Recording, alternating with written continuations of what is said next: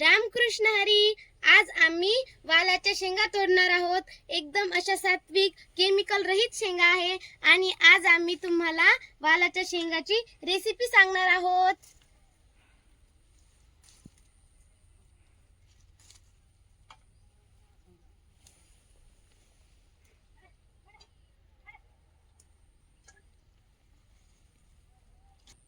शेंगा तोडत आहोत. एकदम अशा कोवळ्या कोवळ्या एकदम अशा छान शेंगा आहे. हे बघा.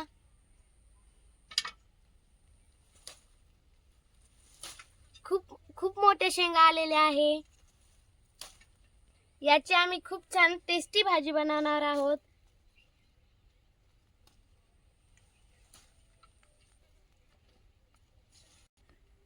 वालाच्या शेंगा तोडून झालेल्या आहे. चला आता आपण मस्त भाजी बनवूया. आता आम्ही भाजीसाठी मिरच्या तोडत आहोत. मस्त कोवळ्या कोवळ्या मिरच्या आहे.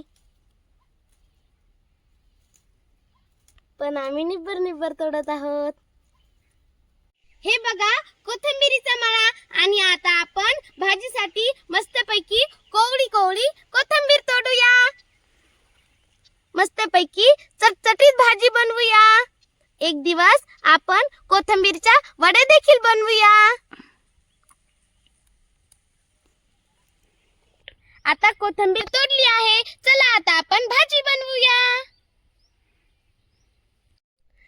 शेंगा धुवून आणि साफ करून घेतले आहे.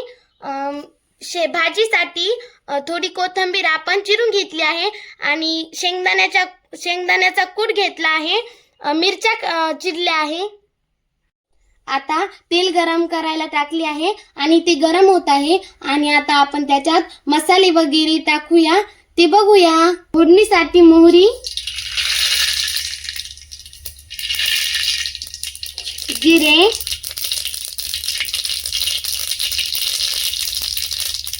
मिरची,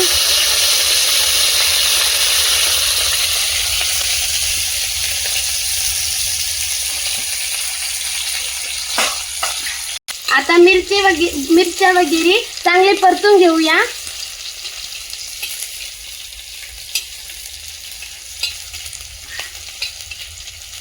आणि तुमच्याकडे जे उपलब्ध मसाले असतील ते मसाले टाकून घ्यायचे.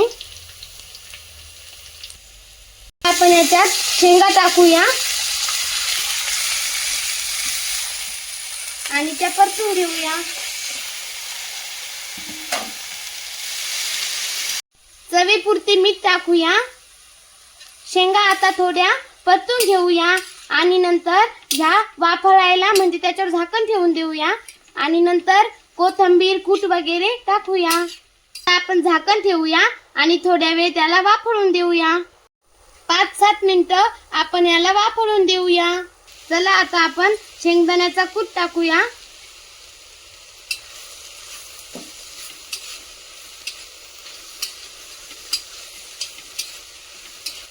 कोथिंबीर पण टाकूया.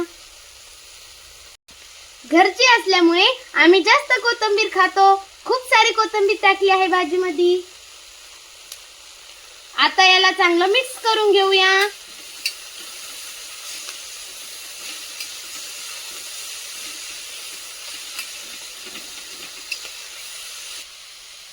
एक वाफ येण्यासाठी आता आपण परत थोड्या वेळ झाकण ठेवूया.